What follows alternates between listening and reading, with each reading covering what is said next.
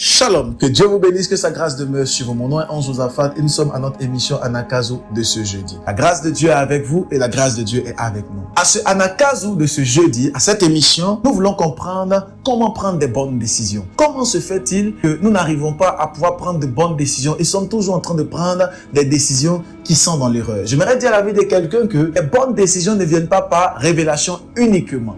Les bonnes décisions ne viennent pas par la pensée divine de Dieu uniquement. Les bonnes pensées ne viennent pas par des prophéties uniquement. Les bonnes pensées viennent aussi par notre intelligence et par notre capacité à réfléchir. Si Dieu nous a donné un intellect, si Dieu nous a donné un cerveau, c'est pour que nous puissions nous en servir. Le cerveau n'a pas été créé pour que nous puissions commencer à faire autre chose avec le cerveau. Non, le cerveau a été créé afin de pouvoir réfléchir. Et dans le cerveau, il y a ce qu'on appelle la mémoire. Il y a beaucoup de choses qui ont trait avec le cerveau. Il y a la conscience, il y a l'inconscience et il y a tous ces éléments-là. Mais excellent enfant de Dieu, le cerveau également nous permet de réfléchir.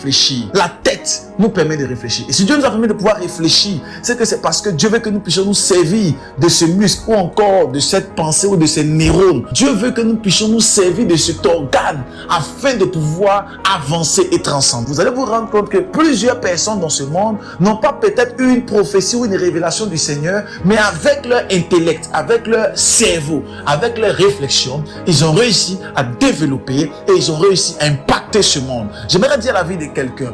Ta destinée glorieuse ne dépend pas seulement d'une prophétie ou d'une révélation. Ta destinée dépend également de ta capacité à réfléchir, de ta capacité à pouvoir entrer dans la dimension de ton cerveau et faire sortir la pensée et la réflexion. Je prie pour quelqu'un ce matin, que l'Éternel te donne de pouvoir réfléchir et de pouvoir avoir un cerveau qui bouge pour sa gloire. Excellent enfant de Dieu, nous voulons lire ce texte. Dans le livre de Psaume 25, versets 4 à 5. Éternel, fais-moi connaître tes voies, enseigne-moi tes sentiers, conduis-moi dans la vérité et instruis-moi, car tu es le Dieu de mon salut, tu as toujours mon espérance. Le Psaume 25 nous dit clairement que l'Éternel doit nous instruire, doit nous conduire, parce qu'il est notre espérance. Excellent enfant de Dieu, la bataille du nomijo, la bataille de la pensée est très importante avec ce que j'appelle les bonnes décision. Le monde dans lequel nous sommes et beaucoup d'enfants de Dieu échouent dans leur vie par des mauvaises décisions. Ce qui fait en sorte que tu te retrouves dans la situation dans laquelle tu te retrouves au jour d'aujourd'hui, c'est à cause d'une mauvaise décision. Ce qui fait en sorte que ton époux t'a laissé ou ton épouse t'a quitté, c'est à cause d'une mauvaise décision. Ce qui fait en sorte que ton patron t'a chassé de ton travail, c'est à cause souvent d'une mauvaise décision. Alors, nous sommes souvent victimes de plusieurs événements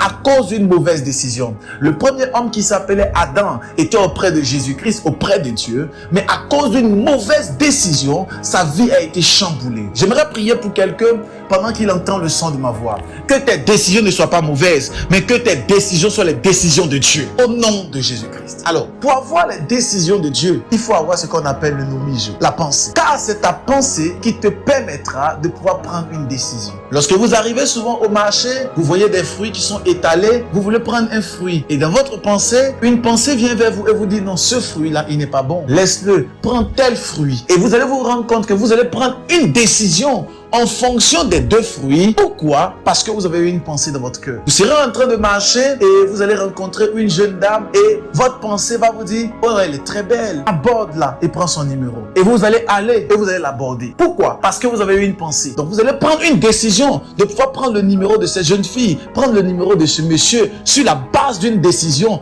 que vous avez eu à prendre. Mais cette décision est venue par une pensée. Alors toute pensée enfante une décision, qu'elle soit bonne ou mauvaise. La bonne question qu'on doit se poser, c'est que les décisions que toi tu prends sont les décisions de Dieu ou les décisions du diable. La bonne question qu'on doit se poser, c'est est-ce que les décisions que tu prends sont les décisions de Dieu ou les décisions du diable? Parce que, excellent enfant de Dieu, si tu prends des décisions qui ne sont pas les décisions de Dieu, assurément ta vie sera une vie qui va dégringoler. Il faut pouvoir prendre de bonnes décisions. Et pour pouvoir prendre de bonnes décisions, il faut savoir que l'Éternel est ton espérance. Il faut avoir une intimité avec Dieu. Beaucoup de personnes me choquent dans ce monde dans lequel nous sommes, qui n'ont pas d'intimité avec Dieu. Ils ne prient pas le matin, ni l'après-midi, ni le soir, et il ne parle pas à Dieu, mais il veut prendre de bonnes décisions.